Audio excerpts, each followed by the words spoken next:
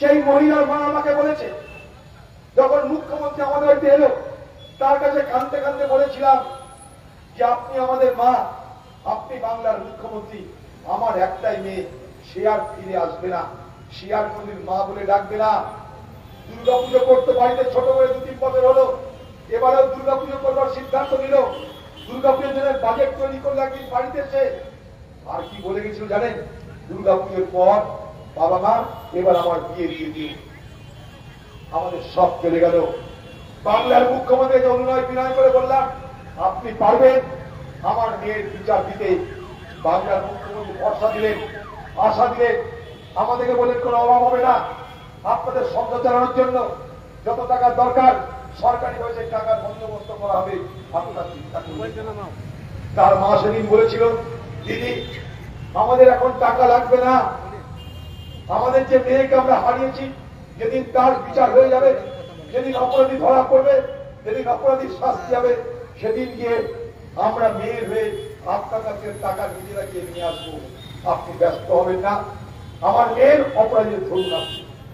বাংলার মুখ্যমন্ত্রী কথা দিয়েছিল, কথা রাখে। আর উনি বলছেন যে আমি কাউকে কোনো কথা দিই টাকা পয়সা, মিথ্যে কথা বলছি। একটা মা, সাধারণ পরিবারের একটা মা নিজের মেয়েকে হারিয়ে সে কখনো মিথ্যা কথা বলতে পারে বলে আমরা বিশ্বাস করি না। মমতা ব্যানার্জির সাথে তার কোনো শত্রুতা নেই যে তার নামে মিথ্যা কথা বলবে। সে কথা বলেনি যে মমতা ব্যানার্জি হত্যা করিয়েছে, সে কথা বলেছে মমতা ব্যানার্জি আমাকে অর্থ দেবার প্রতিশ্রুতি দিয়েছিল, আমি নিতে চাইনি। বাংলার মুখ্যমন্ত্রী আজ তার প্রতিবাদ করে বলছেন আমি কাউকে কোনো অর্থ দেবার কথা বলিনি। কোন মুখ্যমন্ত্রী দেখছি আমরা? মামাটি মানুষের নেত্রী আপনি, আপনার কাছে এগুলো মানুষ আশা করেনি, শোভা পাচ্ছে না। 33 দিন ধরে ছাত্রছাত্রীরা আন্দোলন করছে খোলা আকাশের নিচে, প্রখর রৌদ্রতাপে, বৃষ্টির মধ্যে, না খেয়ে না দিয়ে সংসার ছেড়ে, মা বাবা ছেড়ে তারা প্রতিবাদ করছে। কিসের প্রতিবাদ? প্রতিবাদ করছে তাদেরই একটা বন্ধু, তাদেরই একটা বোন, তাদের একটা দিদিকে এভাবে অকালে নৃশংস ভাবে হত্যা যারা করলে তাদেরকে গ্রেফতার করা হোক, তাদেরকে শাস্তি দেওয়া হোক, তার প্রতিবাদ করছে। তারা প্রতিবাদ করছে যে সমস্ত বড় বড় স্বাস্থ্য দপ্তরের আধিকারিকরা দুর্নীতির সঙ্গে জড়িত, তাদেরকে শাস্তি দেওয়া হোক, ক্ষমতা থেকে সরিয়ে দেওয়া হোক।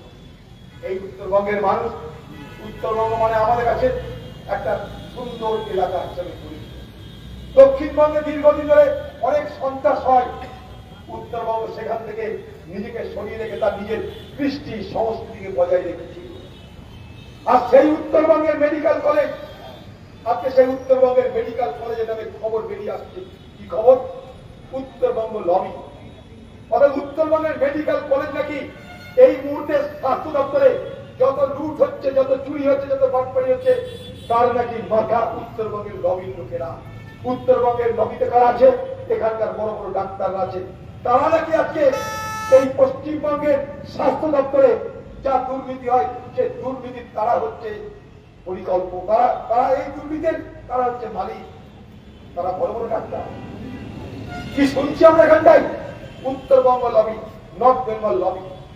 এখানকার চিকিৎসকরা, উত্তরবঙ্গ মেডিকেল কলেজের চিকিৎসক মহিলা, তারা বলছে যে এখানে থ্রেট কালচার চলছে, ভয়ের বাতাবরণ চলছে, ডন কালচার চলছে, এখানে মাফিয়া রাজ চলছে, ডাক্তাররা মাফিয়া হয়ে যাচ্ছে।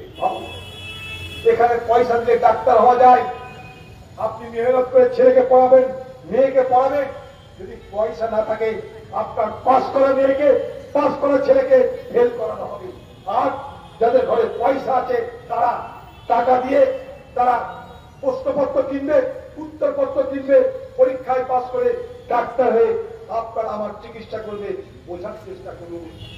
ডাক্তাররা বলছে এরা চিকিৎসা জানে না, এইভাবে যারা পাস করছে তারা চিকিৎসা জানছে না, এর অঙ্গ প্রত্যঙ্গ চেনে না, তারা অপারেশন করলে মানুষ বাঁচবে না। আমি না, সেই সমস্ত ডাক্তাররা বলছে এই বাংলা কোথায় চলেছে, বোঝার চেষ্টা করুন। আর সেই দুর্নীতি রাজে আজকে পশ্চিমবঙ্গের উত্তরবঙ্গ বলে খ্যাত এই এলাকা, এখানকার মেডিকেল কলেজ তার মাথা হয়ে আত্মপ্রকাশ করছে। তাই উত্তরবঙ্গের মানুষ, এটা আপনাদের জন্য অপমান। Uttarbanga medical college have already earned the notoriety of threat culture, don culture, and mafia culture, much to the ignominy, much to the infamy, much to the disgrace of all the people in the North Bengal region. এখানকার উত্তরবঙ্গের medical কলেজের যে খবর আজকে বাইরে আসছে, সেই খবর ভয়ঙ্কর খবর। এই উত্তরবঙ্গের মেডিকেল কলেজের মধ্যে মাফিয়ারা চলছে। এখানটায় ডাক্তার যা তৈরি করার তাদেরকে ঘুষের বিনিময়ে ডাক্তার করার ব্যবস্থা করা হচ্ছে। আজকে অবাক লাগছে পশ্চিমবঙ্গে কোথায় বাস করছে আমরা, যেখানে মর্গে থেকে আপনার আত্মীয়ের মৃতদেহের অঙ্গ প্রত্যঙ্গ পাচার হয়ে যাচ্ছে। মর্গের মধ্যে ভাবুন, মর্গের মধ্যে মৃত মহিলার দেহের উপরে বলাৎকার করা হচ্ছে, মৃতদেহের সঙ্গে সেখানটায় শারীরিক অত্যাচার করা হচ্ছে, মৃতদেহকে বলাৎকার করে তার ভিডিও তুলে সেগুলো বিক্রি করা হচ্ছে। বলুন এ বাংলা কোথায় চলেছে? তার জবাব চাইতে গেলে বাংলার মুখ্যমন্ত্রী আপনাকে জবাব দিতে হবে না। এ রাজ্যের স্বাস্থ্যমন্ত্রী আপনি এত বড় ঘটনা, এই ধরনের ভয়ঙ্কর ঘটনার পর আপনার উচিত ছিল না যে ঘটনায় সারা বাংলা জুড়ে আজ নিন্দা হচ্ছে, সেই ঘটনার জন্য বাংলার মানুষের কাছে ভুল স্বীকার করা, ক্ষমা প্রার্থনা করা কি আপনার উচিত ছিল না? একদিন বাংলাকে সারা পৃথিবী চিনত রবীন্দ্রনাথের নামে, কাজী নজরুলের নামে, স্বামী বিবেকানন্দের নামে, নেতাজি সুভাষচন্দ্রের নামে সারা পৃথিবী বাংলাকে চিনত। আর সারা পৃথিবী বাংলাকে চিনছে একটা কলঙ্কময় অধ্যায় এ বাংলা আমরা রচনা করলাম। হাসপাতালের মধ্যে 36 ঘন্টা রোগীর সেবা করার পর বিশ্রাম নিতে যাওয়া একজন ছাত্রী, একজন চিকিৎসক, তাকে ধর্ষণ করে খুন করা হলো। আজ পর্যন্ত তার তথ্য জানা গেল না। সমস্ত তথ্যকে বিকৃত করে দেওয়া হচ্ছে, তথ্য প্রমাণ লোপাট করে প্রমাণপত্রে গুলিয়ে দেওয়া হচ্ছে, সমস্ত প্রমাণ লোপাট করে বাঁচাতে চাইছে অপরাধীদের। বাংলার মুখ্যমন্ত্রী আপনার কোনো দুঃখ হচ্ছে না? আপনার কোনো খেদ হচ্ছে না? আপনি নিজের ময়দানে নেমে চেষ্টা করতে পারতেন না? পুলিশ আপনার, সিআইডি আপনার, প্রশাসন আপনার, কোনোই কি ভূমিকা নেই আপনার? আজকে তাই সারা পৃথিবীতে এই বাংলার ঘটনার প্রতিবাদ হচ্ছে। সারা ভারতবর্ষ শুধু নয়, পৃথিবীর 25টা দেশের 130টা শহরে এই প্রতিবাদ হয়েছে। আমরা কোথায় চলেছি বাংলার মানুষ আপনাদেরকে তা দেখার সময় এসেছি। তাই এই এলাকার মানুষ আমরা এই কারণে এখানে প্রতিবাদ করতে এসেছি।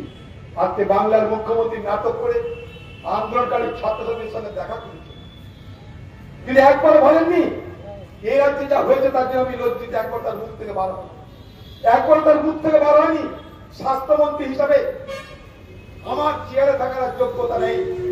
ওনার একবার মুখে বার হয়নি স্বাস্থ্যমন্ত্রী হিসাবে দায়িত্ব পালন না করতে পারার জন্য আমি দুঃখিত, আমি ক্ষমা প্রার্থী। একবার তার মুখ থেকে বার হয়। আজও তিনি ছাত্রছাত্রীর সঙ্গে চালাকি করতে গেছেন, কখনো সুপ্রিম কোর্টের নাম করে ভয় দেখিয়েছে, কখনো মিষ্টি কথা বলে ম্যানেজ করতে গেছে। আবার সেখানকার সাধারণ মানুষ সেই সমস্ত আন্দোলনকারী ছাত্রছাত্রীর জন্য খাবার নিয়ে আসে, তাদের সেবা করার চেষ্টা করে।